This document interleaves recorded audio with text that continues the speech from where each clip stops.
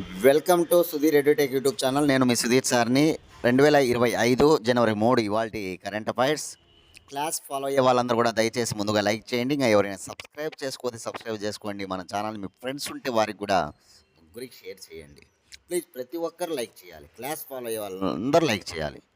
మీ లైక్సే మమ్మల్ని మరింత ముందుకు తీసుకెళ్తాయి, మీకు అవి పనికి వస్తాయి. కాబట్టి అందరు లైక్ చేయాలి, ఓకేనా?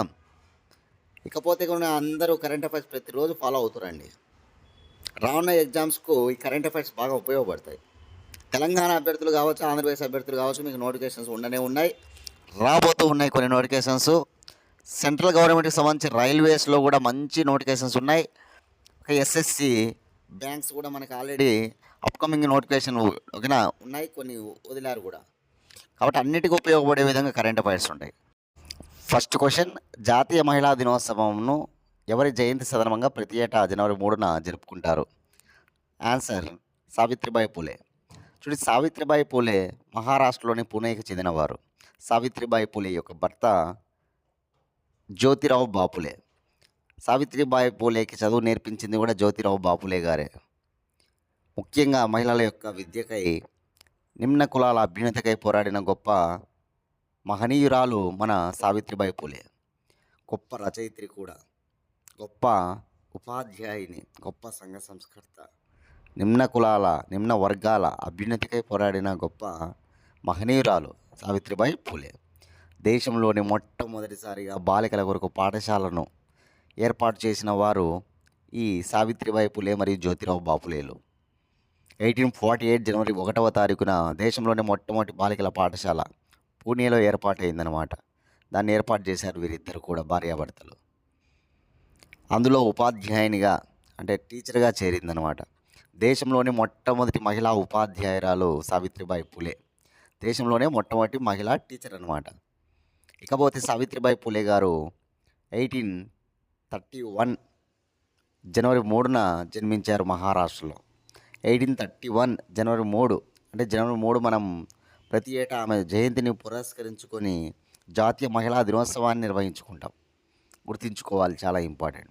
ఇంకా ఆమె ప్లేగు వ్యాధితో 1891 మార్చి 10వ తారీఖున ప్లేగు వ్యాధితో చనిపోవడం జరిగిందనమాట.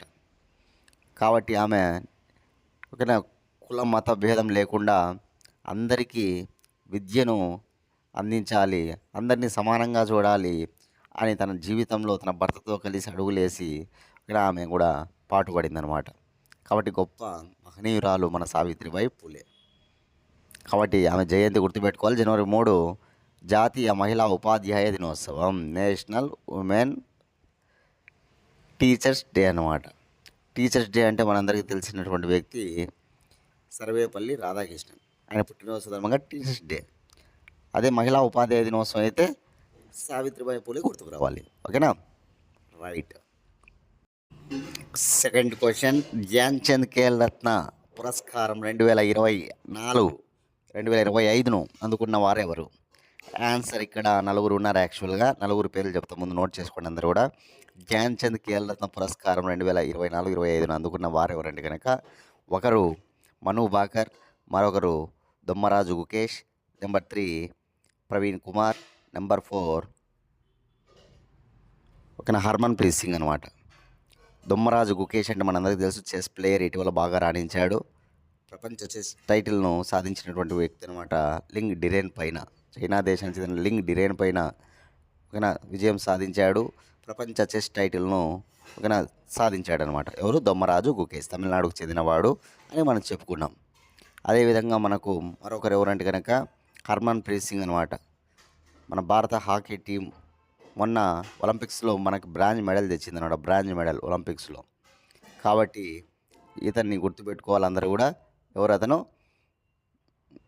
హర్మన్ ప్రీత్ సింగ్ అనమాట, హాకీ ప్లేయర్. నెంబర్ 3 మను బాకర్, మొన్న ఒలింపిక్స్లో 2 మెడల్స్ తెచ్చిందనమాట. మను బాకర్ షూటర్ అనమాట. అదేవిధంగా ప్రవీణ్ కుమార్, ఈ ప్రవీణ్ కుమార్ వచ్చేసి మనకు పారా అథ్లెట్ అనమాట, పారా అథ్లెట్.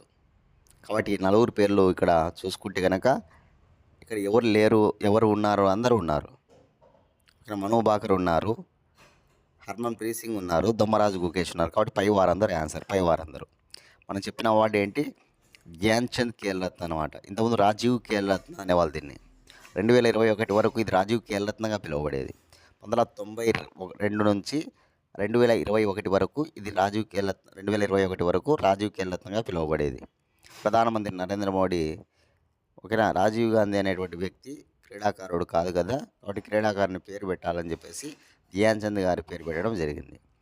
ధ్యాన్ చంద్ ఖేల్రత్న పురస్కారము అని. ఈ ధ్యాన్ చంద్ ఖేల్రత్న లేదా ఖేల్రత్న పురస్కారాన్ని పొందిన మొట్టమొదటి క్రీడాకారుడు విశ్వనాథ్ ఆనంద్. విశ్వనాథ్ ఆనంద్ చెస్ ప్లేయర్ అనమాట. విశ్వనాథ్ ఆనంద్ అంటే మనకి చెస్ ప్లేయర్ అని మనందరికీ తెలుసు. 5 సార్లు ప్రపంచ టైటిల్ సాధించాడనమాట. ఓకేనా. 1991, 1992 ఈ సంవత్సరానికి ఆయన ఫస్ట్ అవార్డు గ్రహీత. అదేవిధంగా రెండవ గ్రహీత వచ్చేసి గీత్ సేది బిలియర్డ్స్ 1992, 1993 గాను గీత్ సేది బిలియర్డ్స్ అనమాట. ఇక మొట్టమొదటి మహిళ కరణం మల్లీశ్వరి వెయిట్ లిఫ్టర్ అనమాట. కరణం మల్లీశ్వరికి వచ్చింది మొట్టమొదటి మహిళగా ఎవరికి? వెయిట్ లిఫ్టర్ అయినటువంటి కరణం మల్లీశ్వరికి. గుర్తుపెట్టుకోవాలి. 1994 to 1995 1994 to 1995 అనమాట కరణం మల్లీశ్వరి వెయిట్ లిఫ్టింగ్. అదేవిధంగా మొట్టమొదటి క్రికెట్ ప్లేయర్ వచ్చేసి సచిన్ టెండూల్కర్కి వచ్చిందనమాట. ఇట్లా ఎంతమంది క్రికెట్ ప్లేయర్లకు వచ్చిందంటే ఈ అవార్డు సచిన్ టెండూల్కరు, మహేంద్ర సింగ్ ధోని, విరాట్ కోహ్లీ, రోహిత్ శర్మ ఓకేనా వీరికి వచ్చిందనమాట. ఒక మహిళా క్రికెట్ ప్లేయర్కి కూడా వచ్చింది, మిథాలీ రాజ్ అనమాట. ధ్యాన్ చంద్ ఖేల్రత్న లేదా ఖేల్రత్న పురస్కారాన్ని పొందినటువంటి క్రికెట్ ప్లేయర్లు వీళ్ళనమాట. సచిన్ టెండూల్కరు, మహేంద్ర సింగ్ ధోని, విరాట్ కోహ్లీ, రోహిత్ శర్మ, మిథాలీ రాజులు అనమాట. గుర్తుంచుకోవాలి, చాలా చాలా ఇంపార్టెంట్ అవార్డు అనమాట. ఎందుకంటే భారతదేశంలోనే క్రీడారంగంలో ఇచ్చే అత్యున్నత పురస్కారం ఈ ధ్యాన్ చంద్ ఖేల్రత్న. ఒకప్పుడు ఇది రాజీవ్ ఖేల్రత్నగా పిలువబడేది. ఈ ఖేల్రత్న పురస్కారాన్ని ఎప్పుడు ప్రారంభించారంటే 1992లో ప్రారంభించారు. దీనికి నగదు బహుమతి ఎంత అంటే కనుక 25 లక్షలు ఇస్తారనమాట. 25 లక్షలు భారత ప్రభుత్వం అందిస్తుందన్నమాట. భారత ప్రభుత్వం హోస్ట్ చేసేది ఎవరంటే క్రీడా మంత్రిత్వ శాఖ. ఎవరి చేతుల మీదుగా వీళ్ళందరూ అందుకుంటారు అంటే కనుక ఎవరి చేతుల మీదుగా అందుకుంటారు? రాష్ట్రపతి భవన్లో రాష్ట్రపతి చేతుల మీదుగా అందుకుంటారు. జనవరి 17వ తారీఖున రాష్ట్రపతి ద్రౌపది ముర్ము గారి చేతుల మీదుగా జనవరి 17వ తారీఖున అందుకుంటారనమాట. ప్రతి ఏటా కూడా గణతంత్ర దినోత్సవం రిపబ్లిక్ డే సందర్భంగా వీటిని ప్రకటిస్తారు, అందజేస్తారు. గుర్తుంచుకోవాలి. 2024లో ఎవరైతే రాణించారో బాగా వారందరికీ కూడా ఈ పురస్కారాలు ఇవ్వడం జరిగిందనమాట. గత ఏడాది ఎవరైతే రాణిస్తారో వాటికి ఈ సంవత్సరం అవార్డులను ప్రకటించడం జరుగుతుంది. ఈ మధ్యన మన దొమ్మరాజు గుకేష్ రాణించాడు, చెప్పుకున్నాం. మను బాకర్ చెప్పుకున్నాం, ప్రవీణ్ కుమార్ చెప్పుకున్నాం. కాబట్టి గుర్తుపెట్టుకోవాలి, గత సంవత్సరం రాణించారు వీళ్ళందరూ కూడా.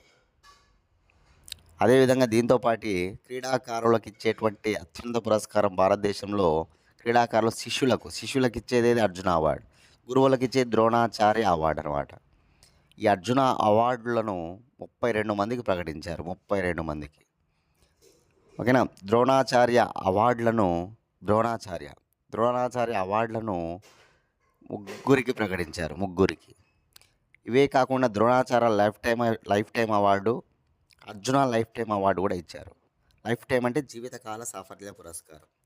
ద్రోణాచార్య లైఫ్ టైం అవార్డును ఇద్దరికి ఇచ్చారు. ద్రోణాచార్య లైఫ్ టైం అవార్డుని ఎంతమందికి? ఇద్దరికి ఇచ్చారనమాట. అర్జున లైఫ్ టైం అవార్డు కూడా ఇద్దరికి ఇచ్చారు. వీళ్ళందరినీ మనం రాసుకొని చదువు పెట్టుకోవాలి. ఎందుకంటే క్రీడారంగంలో మెయిన్ పురస్కారాలు ఇవి. అన్నిటికంటే మెయిన్ మేజర్ ధ్యాన్ చంద్ ఖేల్రత్న పురస్కారం. గురువులకి ఇచ్చే పురస్కారం మెయిన్ గురువు అంటే కోచ్ అనమాట, ద్రోణాచార్య. అదేవిధంగా శిష్యులకు అర్జున. గురు శిష్యులు ఎవరు? ద్రోణాచార్య, అర్జునులు ఇద్దరు గురు శిష్యులు అనమాట. కాబట్టి ఆ పేర్లు పెట్టారు. అదేవిధంగా లైఫ్ టైం అవార్డులు కూడా చూసుకోవాలి. మొత్తం 83 మందికి ఇచ్చారు. అర్జున అవార్డు 32 మందికి అనమాట. అర్జున అవార్డులు ఎప్పుడు ప్రారంభించారంటే 1961లో ప్రారంభించారు. దానికి 15 లక్షల నగదు బహుమతి ఉంటుంది. ద్రోణాచార్య అవార్డు ఎప్పుడు ప్రారంభించారంటే 1985లో ప్రారంభించారు. దానికి కూడా 15 లక్షల నగదు బహుమతి ఉంటుంది అనమాట. ఇంకా Dronacharya life time, Arjuna life time వాళ్ళకు కూడా 15 లక్షల నగదు బహుమతి ఇస్తారు. గుర్తుంచుకోవాలి ఇయర్స్ కూడా. ఓకే. 1992లో మేజర్ ధ్యాన్ చంద్ ఖేల్రత్న, 1961లో అర్జున అవార్డు, 1985లో ద్రోణాచార్య అవార్డు అనమాట. మొత్తం 83 మందికి ఈ ఏడాది ఇవ్వడం జరిగిందనమాట. వీటన్నిటిని కూడా భారత ప్రభుత్వం ప్రకటిస్తుంది. క్రీడా మంత్రిత్వ శాఖ హోస్ట్ చేస్తుందనమాట. రాష్ట్రపతి భవన్లో రాష్ట్రపతి చేతుల మీదుగా వీరందరూ కూడా అందుకోవడం జరుగుతుంది. ఇంపార్టెంట్. అర్జున పురస్కారాలు ఎవరికి వచ్చాయి అని మీరు తెలుసుకోవాలన్నా, ద్రోణాచార్య పురస్కారాలు ఎవరికి వచ్చాయని తెలుసుకోవాలని నేను సపరేట్ క్లాస్ చేస్తాను. దీనికోసం సపరేట్గా క్రీడారంగ పురస్కారాలు ఈ నెల ఇచ్చారు కదా, జనవరి నెలలో ప్రతి ఏటా ఇస్తారనమాట. జనవరి నెలలో వాటన్నింటినీ నేను సపరేట్ క్లాస్ చేస్తాను. క్రీడారంగ పురస్కారాలకు సంబంధించి ఈ అవార్డులన్నీ కూడా సపరేట్ క్లాస్, దాన్ని ఖచ్చితంగా మిస్ కాకుండా చూసి రాసుకోండి. ఓకేనా?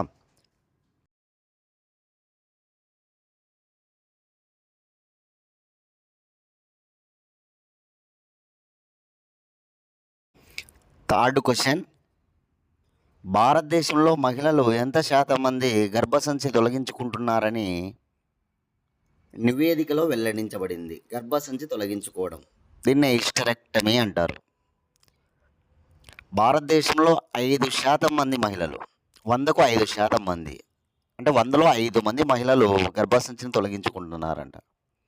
2015, 2016 ఈ సంవత్సరాల మధ్యలో ఉన్నటువంటి 4.5 లక్షల మందిలో 4.5 లక్షల మందిలో ఈ నివేదికను తయారు చేయడం జరిగిందనమాట. దానికి సంబంధించిన నివేదికలో ఏమని వెల్లడించబడిందంటే కనుక 5 మంది గర్భసంచిని తొలగించుకుంటున్నారంట. ముఖ్యంగా వ్యవసాయ కూలీలు, అందరికంటే ఎక్కువగా వ్యవసాయ కూలీలు ఈ గర్భసంచిని తొలగించుకుంటున్నారన్నమాట. ఉపాధిని దృష్టిలో పెట్టుకొని వారు వ్యవసాయ కూలీలు ఎవరైతే ఉంటారో వాళ్ళు ఎక్కువగా ఈ గర్భసంచిని తొలగించుకుంటున్నారని నివేదికలో వెల్లడించారనమాట. ముంబైలోని international institute of population sciences మరియు జాతీయ కుటుంబ ఆరోగ్య సంక్షేమ శాఖలో ఉన్నటువంటి శాస్త్రవేత్తలు వీరందరూ కలిసి ఈ నివేదికను తయారు చేయడం జరిగిందనమాట. ఆంధ్రప్రదేశ్, తెలంగాణ, బీహార్లలో ఈ గర్భసంచిని తొలగించుకోవడం ఎక్కువగా ఉందంట. ముఖ్యంగా నిరక్షరాస్యులు, అదేవిధంగా నిరక్షరాస్యులు ఎవరైతే ఉంటారో వారు ఎక్కువగా ఈ గర్భసంచిని తొలగించుకుంటున్నారనమాట. నిరక్షరాస్యులు, గ్రామీణ ప్రాంతంలో ఉన్నటువంటి వారు. ఓకేనా? కాబట్టి గుర్తుంచుకోవాలి, ఈ విషయాన్ని కూడా వెల్లడించారు. పట్టణాల్లో, గ్రామీణాల్లో ఉన్నటువంటి అందరినీ కూడా మహిళలలో 4.5 లక్షల మందిలో ఈ నివేదిక రూపొందించబడింది మందితో. కాబట్టి డైరెక్ట్ పెట్టి ఇక్కడ గుర్తుపెట్టుకొని ఎంత శాతం అంటే 5%. లేదా 100లో ఎంతమంది అంటే 5 మంది.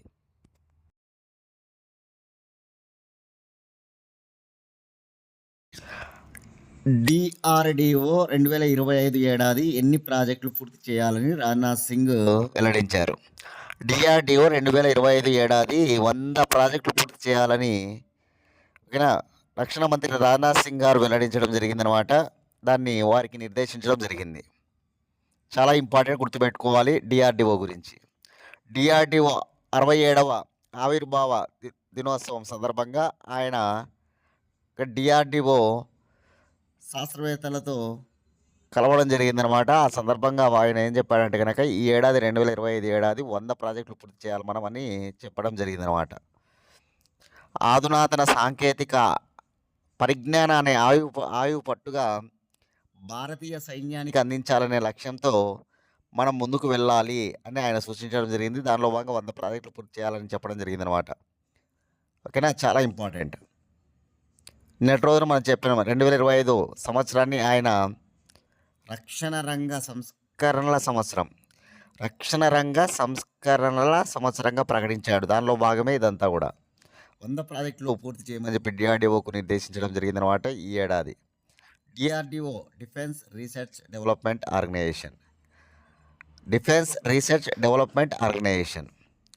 రక్షణాభివృద్ధి పరిశోధనా సంస్థ అనమాట. DRDO 1958లో ఏర్పడింది. ప్రధాన కార్యాలయం న్యూఢిల్లీలో ఉంది. ప్రస్తుత చైర్మన్ షమీర్ వి కామత్. 1958లో ఏర్పడింది. ప్రధాన కార్యాలయం న్యూఢిల్లీలో ఉంది. ప్రస్తుత చైర్మన్ షమీర్ వి కామత్ అనమాట. గుర్తుంచుకోవాలి. 67వ ఆవిర్భావ దినోత్సవానికి రక్షణ మంత్రి రాజ్నాథ్ సింగ్ హాజరై ఇవన్నీ కూడా చెప్పడం జరిగింది. 100 ప్రాజెక్టులు పూర్తి చేయాలని. చాలా చాలా ఇంపార్టెంట్గా నోట్ చేసుకొని చదువుకోవాలి బాగా.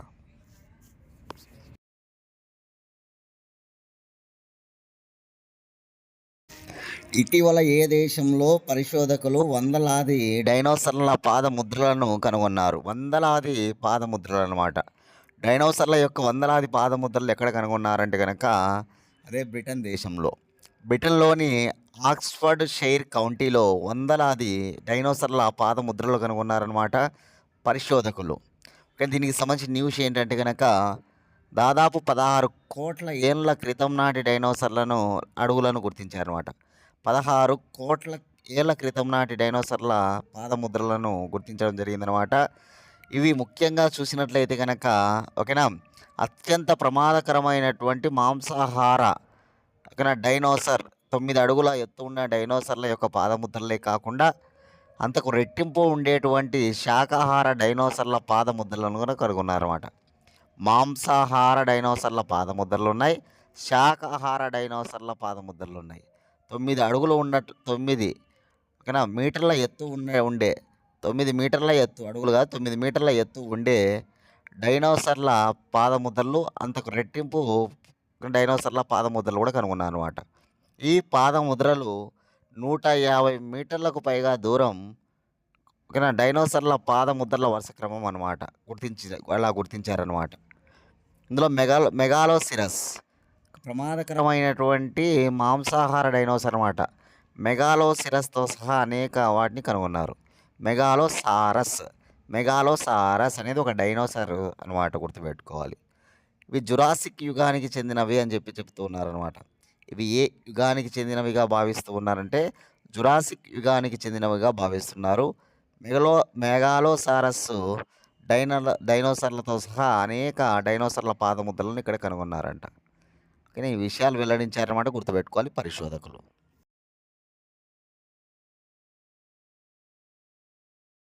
క్వశ్చన్ నెంబర్ 6, కాలుష్య కారకాలను పోషకాలుగా మార్చే బ్యాక్టీరియాను కనిపెట్టిన ఐఐటి ఏది? చూడండి, కాలుష్య కారకాలను ఓకేనా ఇవి ఏం చేస్తాయంటే కనుక కాలుష్య కారకాలను పోషకాలుగా మార్చే బ్యాక్టీరియాలను కనుగొన్నారనమాట ఐఐటి బాంబే అనమాట. చాలా ఇంపార్టెంట్, గుర్తుపెట్టుకోవాలి ఐఐటీల గురించి. మట్టిలోని విషపూరితమైనటువంటి కాలుష్య కారకాలను ఆహారంగా తీసుకుంటూ వాటిని ఉపయోగకర పోషకాలుగా ఉత్పత్తి చేస్తాయన్నమాట.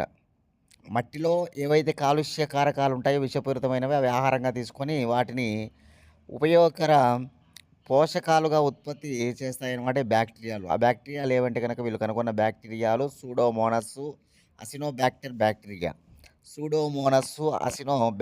బ్యాక్టీరియా అనే ఈ 2 బ్యాక్టీరియాలు ఓకేనా ఈ కాలుష్య కారకాలు ఏవైతే ఉంటాయో సంక్లిష్ట కాలుష్య కారకాలను హానికరం కాని, విషపూరితం కాని సమ్మేళనాలుగా విడగొడతాయని చెప్పేసి ఐఐటి బాంబే ఓకేనా తేల్చిందనమాట.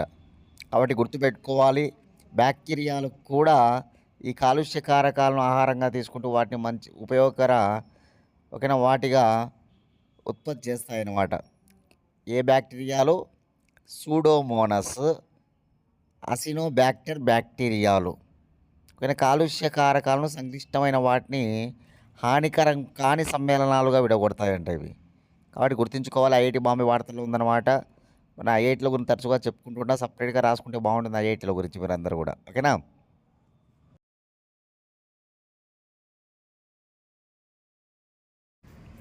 క్వశ్చన్ నెంబర్ 7, రొమ్ము క్యాన్సర్కు హైడ్రోజెల్ను తయారు చేసిన ఐఐటి ఏది? సో రొమ్ము క్యాన్సర్కు హైడ్రోజెల్ను తయారు చేసిన హైడ్రోజెల్ను తయారు చేసిన ఐఐటి గౌహతి, అస్సాం. ఐఐటి గౌహతి అనమాట, గుర్తుపెట్టుకోవాలి ఓకేనా. ఈరోజు మరొక ఐఐటి వార్తలో ఉంది. ముందు ఐఐటి బాంబే గురించి చెప్పుకున్నాం, ఇప్పుడు ఐఐటి గౌహతి అనమాట. ఏమీ లేదు, మనకి బ్రెస్ట్ క్యాన్సర్, రొమ్ము క్యాన్సర్ ఉంటుంది కదా. ఈ రొమ్ము క్యాన్సర్కు సంబంధించి దాని చికిత్స కోసం ఇంజెక్ట్ చేసేటువంటి ఒక ద్రవరూప హైడ్రోజెల్ను రూపొందించిందనమాట ఐఐటి గౌహతి వాళ్ళు. ద్రవరూప హైడ్రోజెల్ను రూపొందించారనమాట ఐఐటి ఓకేనా గౌహతి వారు. మనకు ముఖ్యంగా రొమ్ము క్యాన్సర్ కణితిపై వాడేటువంటి డాక్సోరూబిసిన్ అనేటువంటి మందును ఈ హైడ్రోజెల్ ద్వారా పంపినప్పుడు 18 రోజుల్లోనే ఈ కణితి 75% తగ్గిపోతూ ఉందంట. కణితి అంటే ఏం లేదు, గడ్డలు, క్యాన్సర్ గడ్డలు, క్యాన్సర్ గడ్డలు అంటూ ఉంటాం కదా మనం, అవి. ఇక రొమ్ము క్యాన్సర్ కణితి పైన డాక్సోరూబిసిన్ అనేటువంటి మందును ఈ హైడ్రోజెల్ ద్వారా పంపినప్పుడు 18 రోజుల్లోనే 75% కణితి తగ్గిపోతుందన్నమాట. ఇప్పుడు మన క్యాన్సర్ అనగానే మనము ఏ చికిత్స ముఖ్యంగా అంటే కీమోథెరపీ, మిగతా కొన్ని శస్త్రచికిత్సలు కూడా ఉన్నాయన్నమాట. దీనివల్ల ఏం జరుగుతుందంటే గనక దుష్ఫలితాలు కూడా వస్తూ ఉన్నాయన్నమాట. ఏంటి ఆ దుష్ఫలితం అంటే గనక ఆ కణజాలంతో పాటు కణాలు కూడా దెబ్బతింటున్నాయి కీమోథెరపీ ద్వారా. క్యాన్సర్ కణితి పైన చేస్తారు కదా చికిత్స, దానివల్ల మంచి కణాలు కూడా దెబ్బతింటూ ఉన్నాయన్నమాట. అది దుష్ఫలితం అనమాట.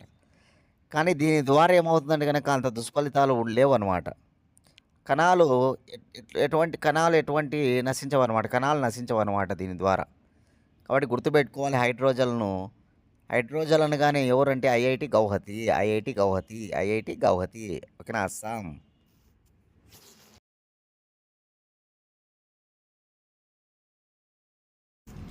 8th question.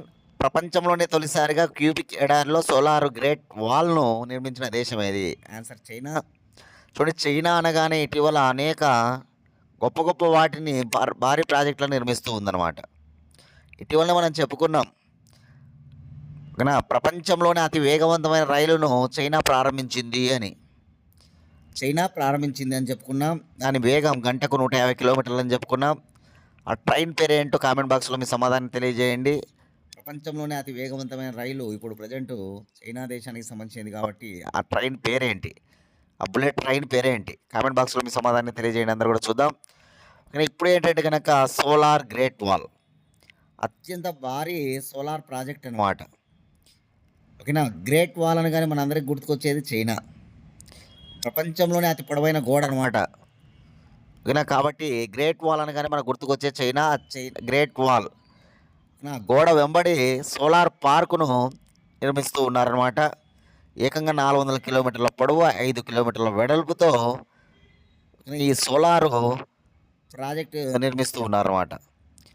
100 గిగావాట్ల విద్యుత్ సామర్థ్యాన్ని కలిగి ఉందన్నమాట. ఇది 100 గిగావాట్ల విద్యుత్ సామర్థ్యంతో దీన్ని నిర్మిస్తూ ఉన్నారు. చాలా చాలా ఇంపార్టెంట్, గుర్తుపెట్టుకోవాలి. ప్రపంచంలోనే అతిపెద్ద సోలార్ పార్కుగా ఇది ఉండబోతుందన్నమాట. 400 కిలోమీటర్ల, 5 కిలోమీటర్ల వెడల్పు అంటే ఆషామాషి కాదు. ఓకేనా, కాబట్టి అత్యంత భారీ సోలార్ ప్రాజెక్ట్ అనమాట ఇది. ఏ దేశంలో? చైనా దేశంలో. ఏ ఎడారిలో? క్యూబిక్ ఎడారిలో అనమాట, గుర్తుపెట్టుకోవాలి. ఓకేనా, రైట్.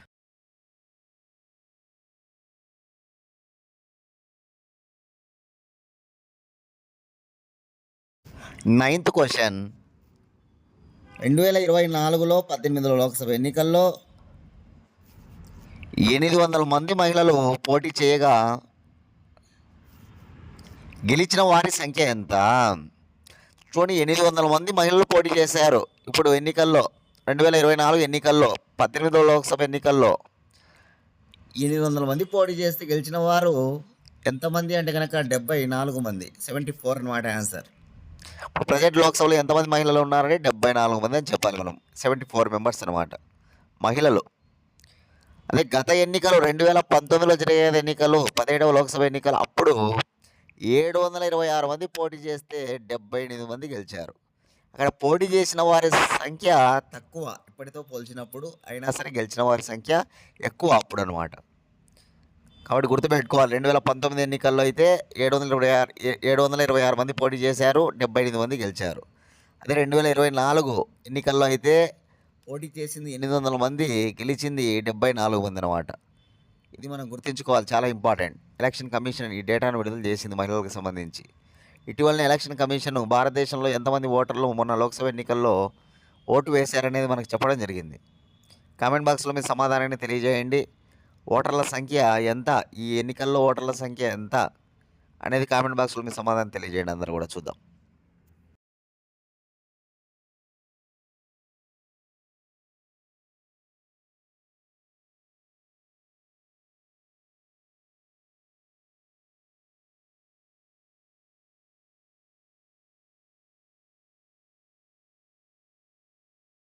Last question. 2025 జనవరి 1వ తారీఖున బురకాపై నిషేధం విధించిన దేశం ఏది? చూడండి, బురకాపై నిషేధం విధించిందనమాట 2025 జనవరి 1 నుంచి అమల్లోకి వచ్చిందనమాట. అది ఏ దేశంలో అంటే కనుక స్విట్జర్లాండ్ దేశంలో. స్విట్జర్లాండ్ ఎవరు కూడా బురకాను అక్కడ వాడకూడదనమాట. తమ ముఖాన్ని ఎవరు కూడా పూర్తిగా కప్పి ఉంచకూడదనమాట. అది నిషేధం. రెస్టారెంట్లలో కానీ, మనం ఏదైనా ఊర్లకు అంటే రవాణా చేసేటప్పుడు కానీ, ఓకేనా, అట్లా ఎక్కడైనా సరే బహిరంగ ప్రదేశాల్లో ఒకవేళ అలా చేసినట్లయితే కనుక, బురకాను ధరించినట్లయితే కనుక ₹1000 స్విస్ ఫ్రాంకులు జరిమానా అనమాట. 1000 స్విస్ ఫ్రాంకులు జరిమానా విధిస్తారనమాట. 1000 స్విస్ ఫ్రాంక్ అంటే మన రూపాయల్లో మనం చెప్పుకుంటే ₹98,000 అక్షరాల. ₹98,000 అక్షరాల. కాబట్టి గుర్తుంచుకోవాలి, ఏ దేశంలో బురకాపై నిషేధం విధించారు ఇటీవల అంటే కనుక అదే స్విట్జర్లాండ్. మళ్ళీ మాస్కులంట, ఇప్పుడు మనకు మెడికల్కి సంబంధించి మాస్కులు పెట్టుకుంటాం, అవి పెట్టుకోవచ్చు. అదేవిధంగా మనకు చలి ఉంటుంది ఎక్కువగా, ఆ చలి ఉన్నప్పుడు మనం మాస్కులు ధరిస్తాం, అవి పెట్టుకోవచ్చు. అట్లాంటివి కూడా పెట్టుకోవచ్చు అనమాట. మళ్ళీ కానీ బురకాపై నిషేధం విధించారనమాట. ఓకేనా. స్విట్జర్లాండ్ రాజధాని బెర్న్. స్విట్జర్లాండ్ అధికార భాషలు జర్మన్ మరియు ఫ్రెంచ్ అనమాట. జర్మన్ మరియు French. Currency franc. President Karin Keller సుట్టర్.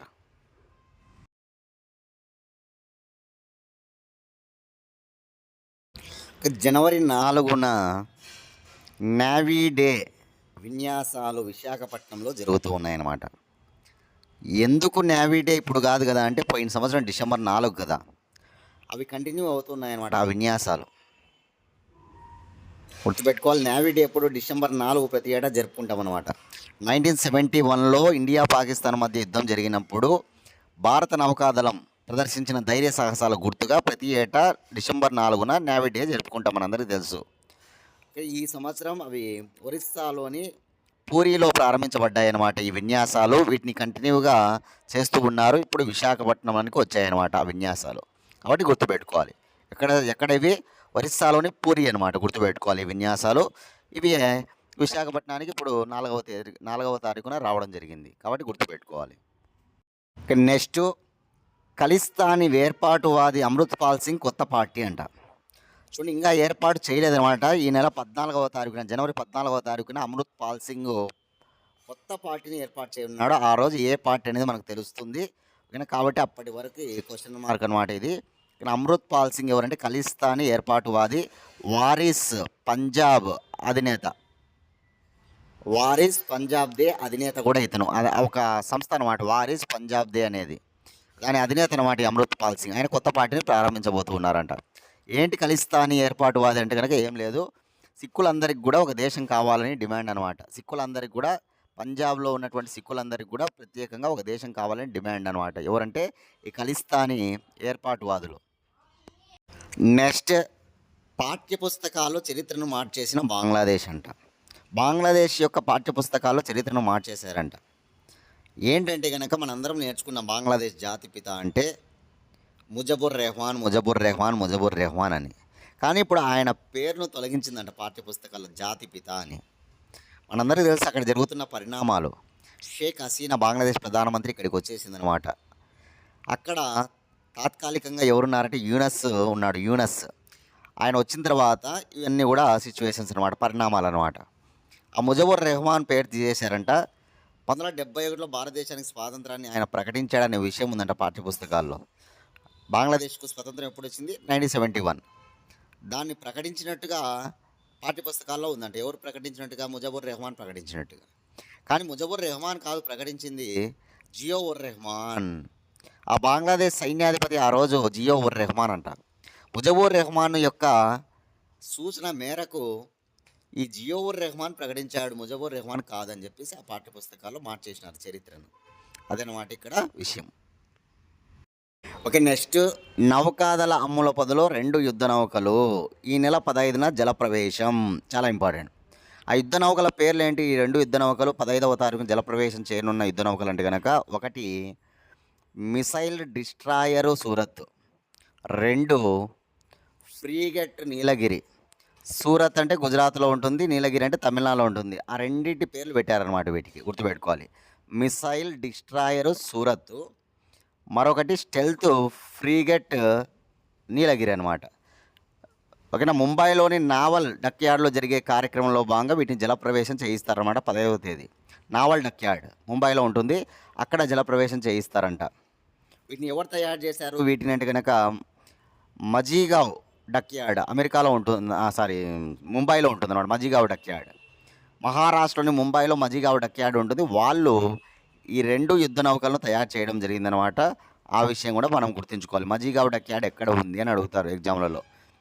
ఎందుకంటే గొప్ప గొప్ప యుద్ధ నౌకలను తయారు చేసేటువంటి డక్యార్డ్ అనమాట మజీగావ్. ఓకేనా. డక్యార్డ్ ఇది ఎక్కడ ఉంది? ముంబైలో ఉంటుందన్నమాట, గుర్తుపెట్టుకోవాలి. చాలా ఇంపార్టెంట్ యుద్ధ నౌకలకు సంబంధించిన సమాచారం.